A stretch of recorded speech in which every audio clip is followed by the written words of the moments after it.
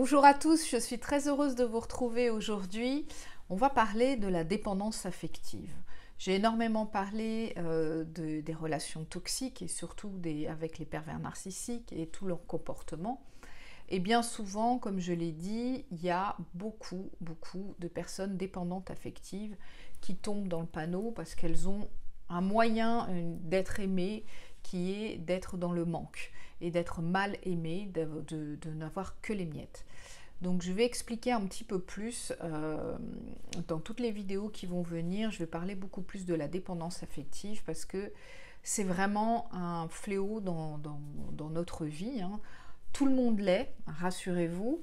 Il y a des niveaux plus ou moins importants. Moi, je suis une ancienne grande dépendante affective et je me suis soignée en faisant un travail sur moi, en retravaillant la confiance en moi. C'est ce qui m'a aidé à avancer et à ne plus retomber dans des relations toxiques et à savoir dire non, à être la priorité. Donc je vais d'abord vous expliquer, souvent la dépendance affective, ça vient de l'enfance. C'est parce qu'il y a eu un manque d'amour, un manque d'affection, on a été rejeté, on a été abandonné. Ces blessures-là laissent des traces assez difficiles à surmonter. C'est pour ça que ça prend du temps à sortir de la dépendance affective.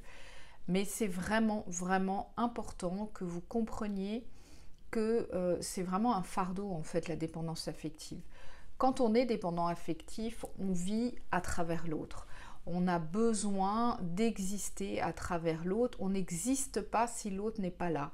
Ce qui fait que on ne supporte pas d'être seul. On a toujours besoin d'être en compagnie de quelqu'un, que ce soit des amis, que ce soit la famille, que ce soit vos enfants. Ça peut être vraiment très toxique. Et encore plus dans les relations amoureuses, c'est là où on le ressent encore plus fort parce qu'en fait, on confond l'amour et la dépendance affective. L'amour, c'est fluide, c'est simple, ça va bien, c'est joyeux, c'est léger. La dépendance affective, ce n'est finalement que de la souffrance. Si vous êtes honnête avec vous-même, c'est-à-dire que vous êtes toujours en attente de l'autre, toujours en attente d'un message, toujours en attente d'un SMS, d'un appel, de reconnaissance, d'être important aux yeux de l'autre. Et la moindre petite chose qui va arriver, qui va pour vous, parce que c'est vous qui allez le prendre comme ça, qui va vous mettre en doute sur la relation, en doute que la personne pourrait vous quitter du jour au lendemain parce que vous ne méritez pas d'être aimé, vous n'êtes pas assez bien.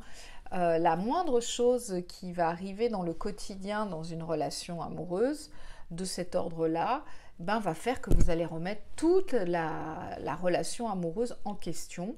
En pensant que de toute façon la personne va vous quitter, il vaut mieux la quitter avant, ou vous allez vous faire des films incroyables, où vous avez une imagination débordante, malheureusement pas dans le bon sens, plutôt une imagination pour casser la relation et imaginer le pire, et faire toujours des suppositions, et on suppose toujours mal.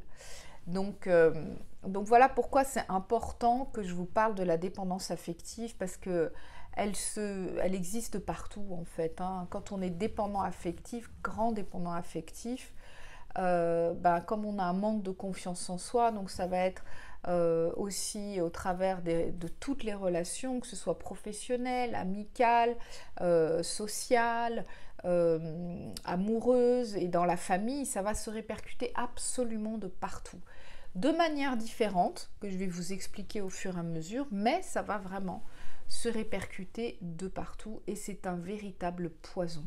C'est pour ça que c'est important que je vous en parle parce que c'est important de ne plus avoir ce boulet, ce fardeau que vous traînez à toujours vouloir plaire aux autres, à vous plier en deux pour tout le monde, à aller tout le temps vers des relations où vous allez avoir très peu et vous contenter du très peu en vous disant c'est déjà ça, c'est mieux que rien.